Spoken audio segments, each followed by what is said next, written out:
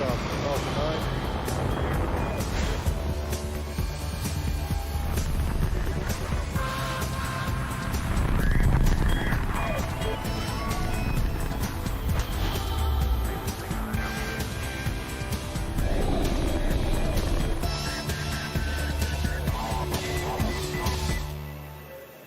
Good afternoon. It is Monday, July 20th, and on your screen is a live view of the Falcon 9 rocket as it awaits its 5:30 p.m. Eastern Daylight Time launch from Cape Canaveral Air Force Station in Florida.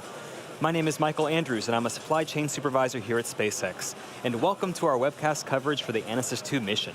Our customer today is Lockheed Martin on behalf of the Republic of Korea. Per the customer's request, we will not show payload deployment today. However, we will stay live on the webcast and bring you verbal confirmation of spacecraft separation.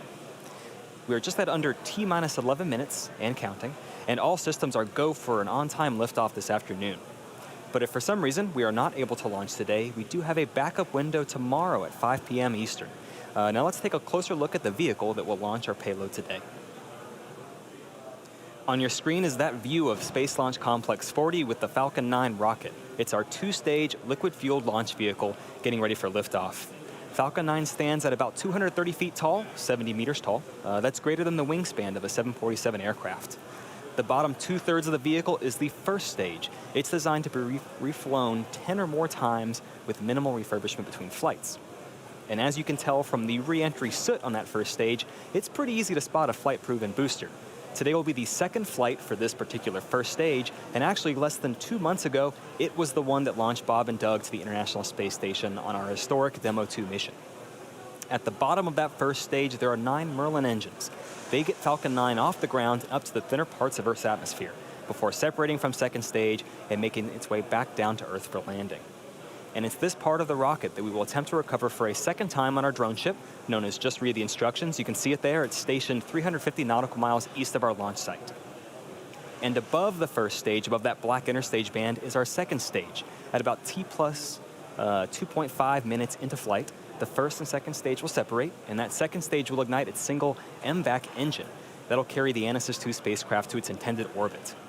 And the ANASIS-II satellite is currently safely enclosed inside the 17-foot diameter payload fairing.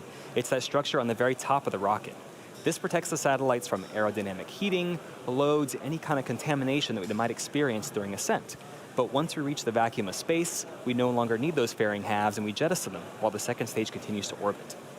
The fairing halves we're using today are a brand new set, which means we'll be attempting to recover them today using our 2 recovery ships, Tree and Mischief.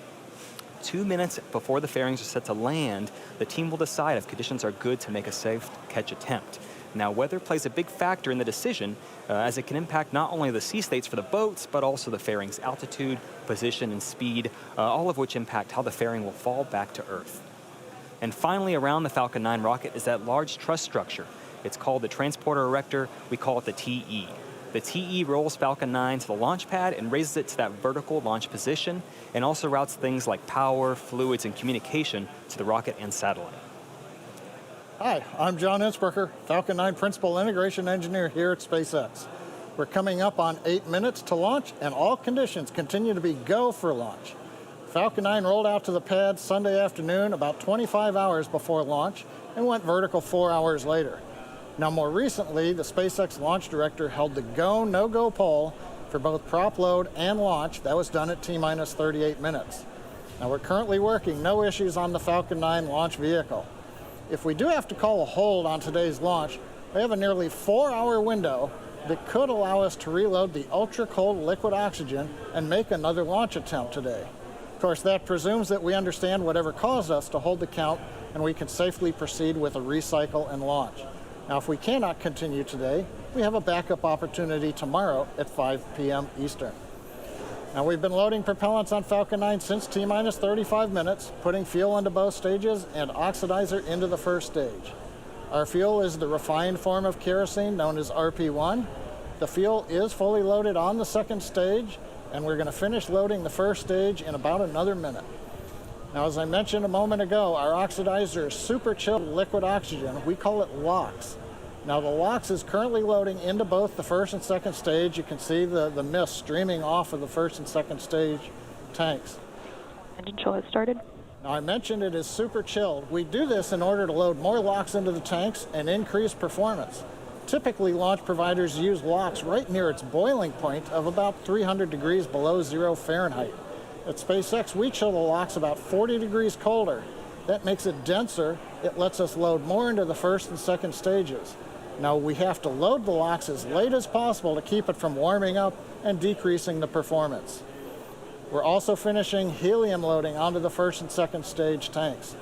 Now, as the Merlin engine pumps pull the RP-1 and LOX out of the tanks, we need to fill that emptying volume that we call the ullage. We use the helium stored in pressure vessels on the stages, and it's heated by the exhaust of the engine's gas generators. Heating the helium helps it expand to fill the tanks. Now, a moment ago at T-minus 7 minutes, we heard engine chill begins. We're now allowing a small amount of the super chilled liquid oxygen to flow past the turbopump inlets. That's cooling them down to avoid thermal shocks when we light the engines at T-minus 2 seconds. On the spacecraft side, the team did transition the ANASIS-II payload to internal battery power starting inside of T-minus 30 minutes. That work is complete. There are no issues, and there are no further actions required before launch. We're launching out of the eastern range. The good news is air and sea space is clear. Weather balloons that have been released show the upper altitude weather is good. We did have to delay the T0 30 minutes for a small rain shower that was crossing the trajectory path. That was moving out of the way, so right now weather looks to be good for a launch in just over 5 minutes as all systems continue to be go for liftoff at 5:30 p.m. Eastern Time. As we mentioned earlier, our customer today is Lockheed Martin on behalf of the Republic of Korea. We now have a quick message to share from Korea's president of the Agency for Defense Development. 안녕하십니까. 국방과학연구소 소장 남세규입니다. 코로나19로 어려운 환경에도 불구하고 아나시스-II 위성 발사에 헌신하시는 여러분께 감사드립니다. 아나시스-II 위성은 한반도 평화를 위한 것으로 한국의 IT와 우주 분야 연구개발의 한 단계 도약이 되길 희망합니다. 올해 창설 50주년을 맞는 국방과학연구소는 아나시스-II 위성 발사의 의미가 남달라 저도 코로나19 상황으로 발사장에 직접 참여하지 못해서 안타깝게 생각합니다. 비록 물리적 거리가 멀리 있지만 지능적인 온라인상의 사회적으로 가까워진 거리와 시간 때문에 저도 마음은 발사장에 계시는 전문가 동료 여러분들과 함께하고 있습니다. 라키드 마틴, 에어버스, 그리고 세상에서 가장 스마트한 펠콘 9 발사체의 발사를 주관하는 스페이스X 모든 분들의 노력에 감사드립니다. 아나시스-II 위성은 대한민국 국방부, 방위사업청, 합동참모본부, 각군 관계자와 특히 함께 연구한 국방과학연구소 위성통신체계단이 응원하고 있습니다. 아나시스-II 위성 발사와 목표한 궤도내 시험까지 성공하길 진심으로 기원합니다. 우주의 신들은 하늘길을 열어라. 펠콘 9 나가신다. 아나시스-II 완벽하라. 감사합니다. We're currently 3.5 minutes from liftoff. Falcon 9 is now moving into the final stages of the countdown. The vehicle remains in good health. Now, during that video, the transporter erector strongback did retract to the launch position, moved a couple degrees away. That's what we need, sufficient for liftoff of the Falcon 9. Fuel loading is complete on both first and second stages. The liquid oxygen loading is wrapping up on the first stage and will complete at T-minus 2 minutes on the second stage. Now, 1 minute before liftoff, you'll hear the announcement that Falcon 9 is in startup. That means the rocket's internal computers on first and second stage are controlling the launch countdown. Now, the mission manager reports the ANASIS-II space vehicle continues to be go. The range continues to be green for launch, and the weather is looking good. Now, once again, as a reminder, if we don't launch today, we have a backup opportunity tomorrow at 5 p.m. Eastern. 2.5 minutes to launch. We have closed out the first stage liquid oxygen load. That just leaves stage 2 LOX loading to finish.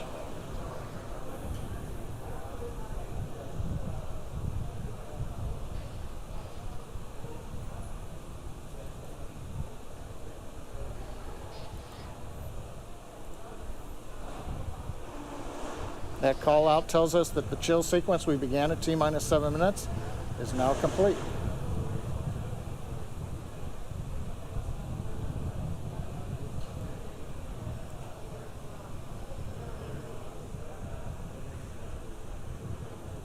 Stage 2 LOX load is complete.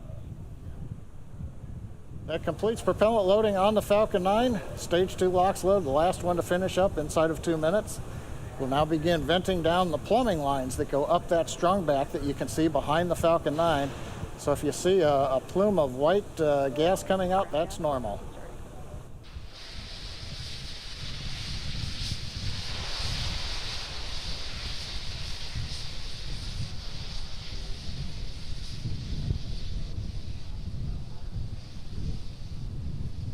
You can see in the view from the camera, we're now venting down the liquid oxygen lines on the strongback, getting ready for launch.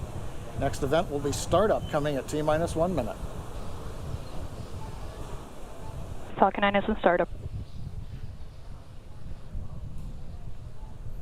Here's the call out. We're in startup. We're now pressurizing first and second stage tanks for flight.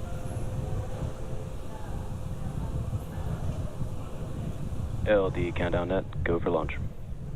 There we go. The final call to SpaceX launch director is given to go for launch. We're at T-minus 35 seconds and counting. All systems are go. T-minus 30 seconds.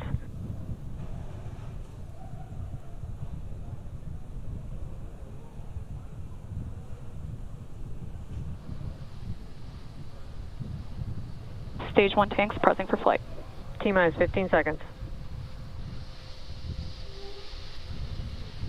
10, 9, 8, 7, 6, 5, 4, 3, 2, 1, 0.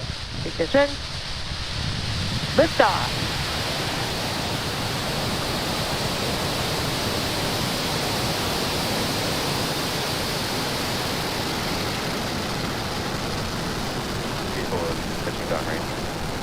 M1E propulsion is nominal.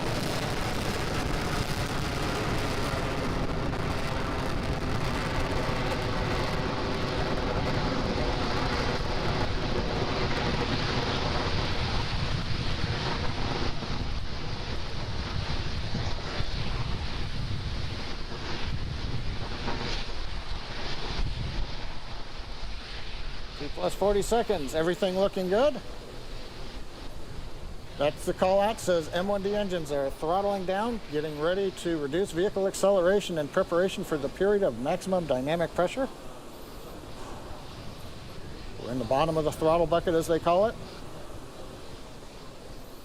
Now the Merlin engines coming back up to full power as we get ready to go supersonic. Equal is supersonic. Supersonic, we're coming through the period of maximum dynamic pressure. Equal has reached maximum aerodynamic pressure. Guidance engineer confirms we're through the period of greatest pressure on the vehicle. Continuing downrange, trajectory looks good. Propulsion looks good. Avionics looks good.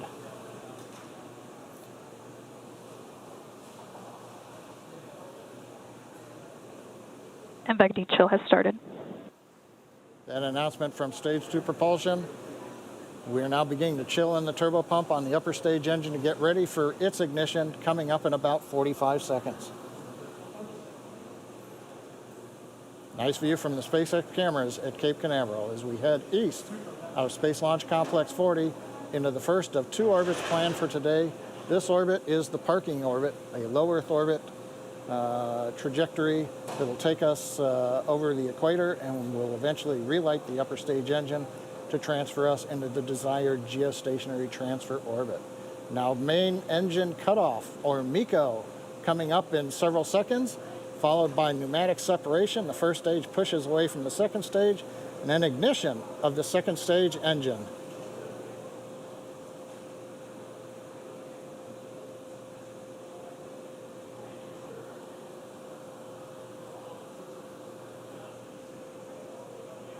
Stage separation confirmed.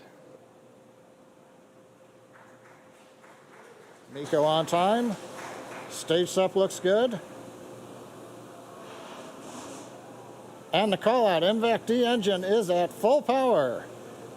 The view on the left screen, you can see the large titanium grid fins now slowly opening.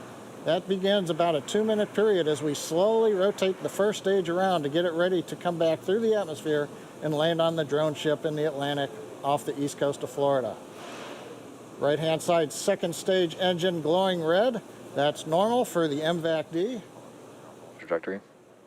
Trajectory is nominal, we've heard from the guidance engineer. Great views coming from space. We're coming up on fairing deploy.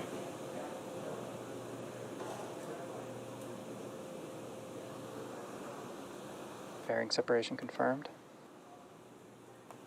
And we've heard the call out from the avionics engineer. Fairing separation is confirmed.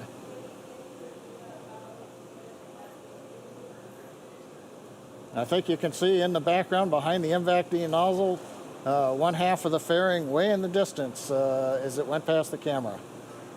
So right now we're coming up 4 minutes into flight. Trajectory is looking excellent. We're right down the middle of the road. Power on the upper stage engine is good. Bermuda is now getting the telemetry from the Falcon 9, and we're getting great views from space at T plus 4 minutes and 13 seconds. For those of you just joining us, we had a successful liftoff of our Falcon 9 rocket at 5:30 p.m. Eastern Time from Cape Canaveral. On the right-hand side of your screen, our second stage, its engine is glowing as we continue to take the ANASIS-II satellite payload to its desired orbit. On the left-hand side, our first stage. We're beginning our recovery attempt on our drone ship out in the Atlantic Ocean. The next milestones coming up include that first stage's entry burn, followed by the second stage engine cutoff, known as SECO-1, the first stage landing burn, and then that hopeful landing. The entry burn will occur at about 6.5 minutes after liftoff. And what you don't see pictured here are those two fairing halves. They've been jettisoned, and it will take some time for them to get down to sea level. So we won't be covering on the webcast that recovery attempt status, but stay tuned on social media for updates.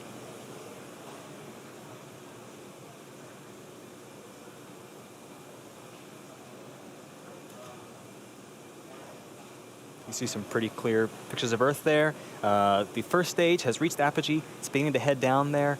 We're only going to be firing 3 of our Merlin engines during this entry burn in order to slow the vehicle down before it gets to the thicker parts of Earth's atmosphere. It'll slow the vehicle by about 25%. When we performed stage separation, that first stage was traveling about 2.5 kilometers per second. So we have a lot of velocity to reduce. Trajectory. And we're just under 30 seconds from that entry burn beginning. It's going to last about 24 seconds.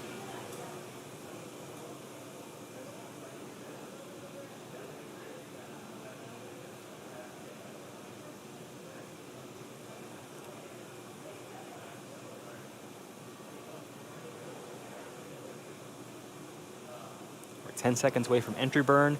Hopefully we'll be able to hear that call out and have visual confirmation that burn's begun.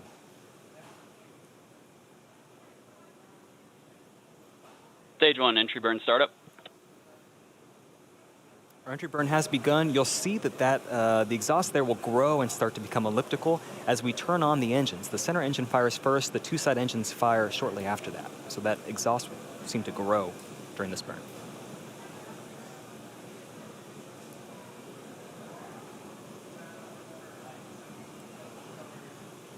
Stage 1 entry burn shutdown. All right, 1 burn down, 1 to go. That's the landing burn. It'll occur in about 1 minute from now, along with the next milestone, the second stage engine cutoff, or SECO-1. That'll be at T plus 8 minutes, 7 seconds. During SECO-1, we shut down the second stage MVAC engine on the right-hand side of the screen.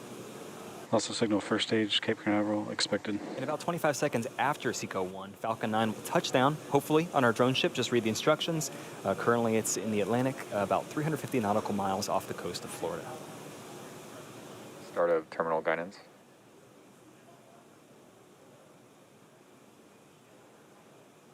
And in terms of velocity of that first stage, drag alone is slowing the first stage down another 80%. That landing burn will take us back to get that last 20%, touch us down safely.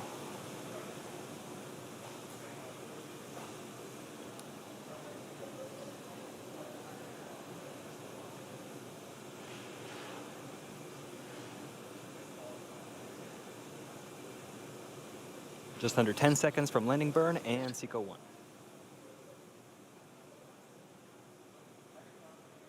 SECO. Stage 1, landing burn, startup. We have confirmation of both landing burn and SECO-1. We're waiting confirmation of a good orbital insertion for that ANASIS-II satellite.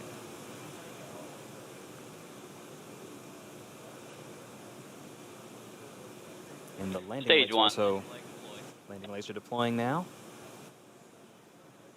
Nominal park orbit insertion. And there it is. That is our 57th successful landing of Falcon 9 on our drone ship. Just read the instructions. While we were watching that landing, we also had confirmation of nominal orbit insertion. We're all pretty excited over here at SpaceX for being able to use this first stage for a third time coming up. But going back to our primary mission on the second stage, it's going to coast for about 18 minutes until we cross the equator, where we perform the second of 2 burns of the upper stage to help change the orbit. We're going to take a break until then. We're going to leave you with a map of where we are in the mission. We'll be back at about T plus 26 minutes for the second burn of our MVAC engine.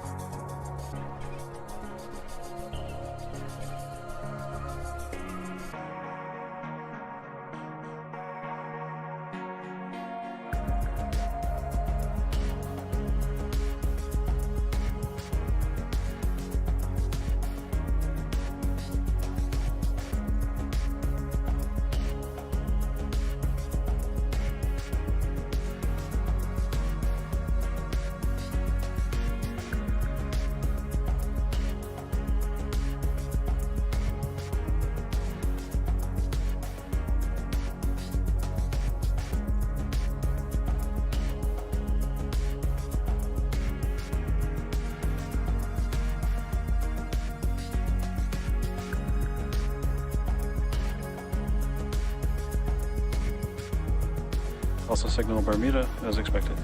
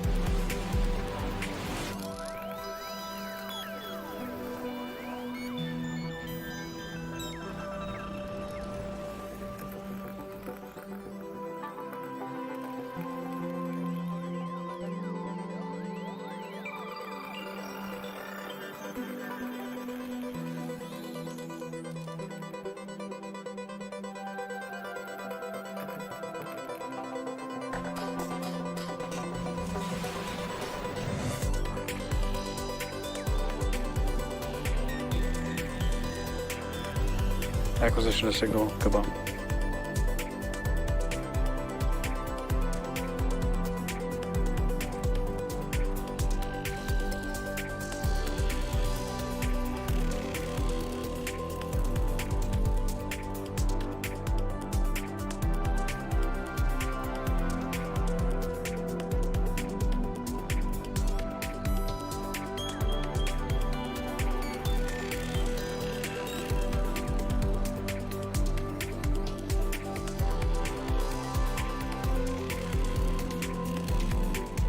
And back chill for burn 2.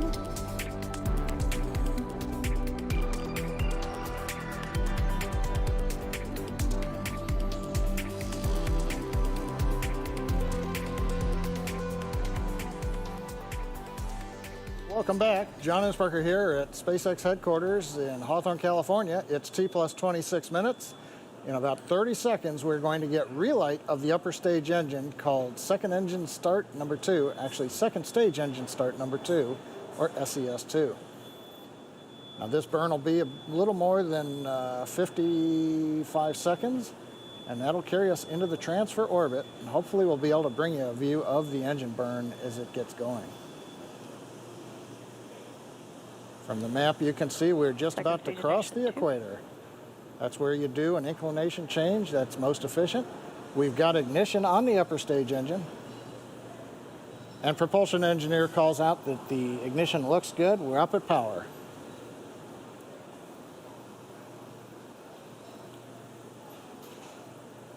Now currently, when we went into the burn, we were at low Earth orbital speed of about 7.4 kilometers per second. This burn, just under a minute long, is going to add another 2.5 kilometers per second to that velocity. That's what it'll take to get the satellite and the second stage into the geosynchronous transfer orbit. We're throttling down, getting ready to shut down the engine.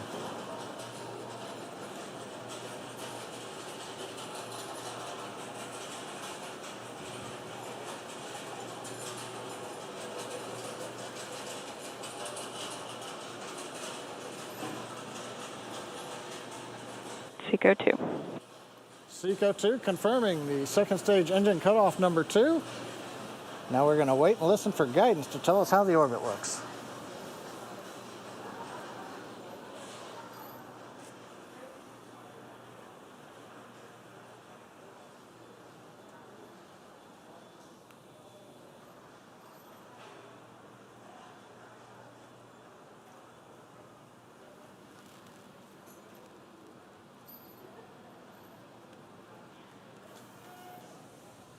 And we haven't heard guidance engineer call out, but looking at the data plots that we've got from vehicle telemetry, we've got a nominal orbit.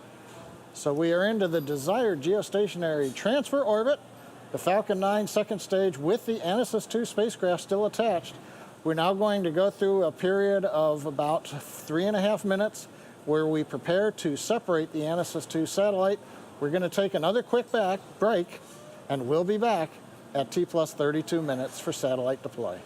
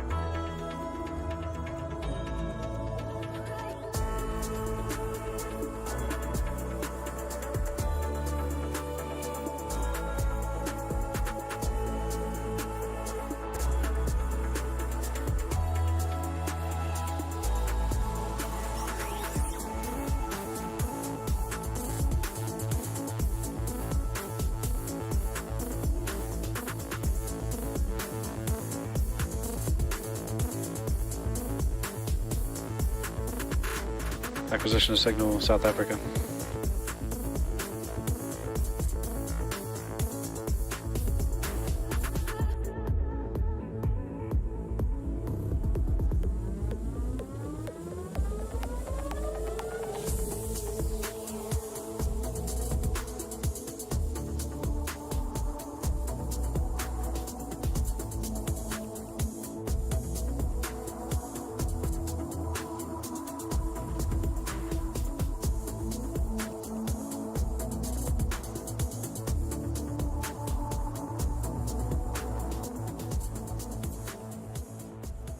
Plus 32 minutes.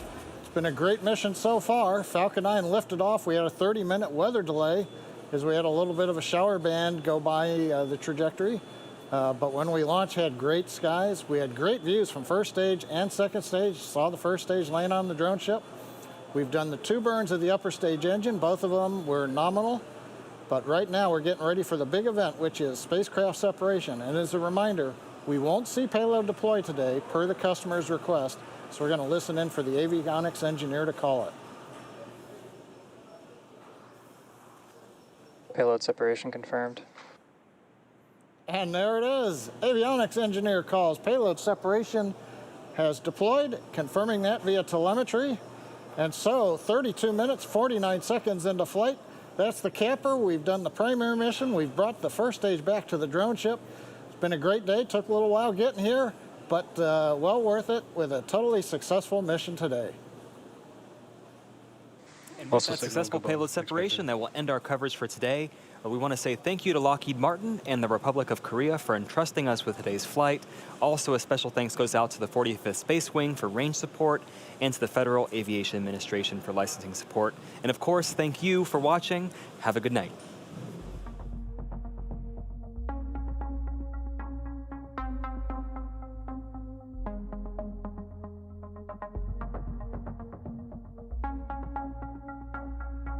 Range separation that It's been a great day. Took a little while getting here, but well worth it with a totally successful mission today.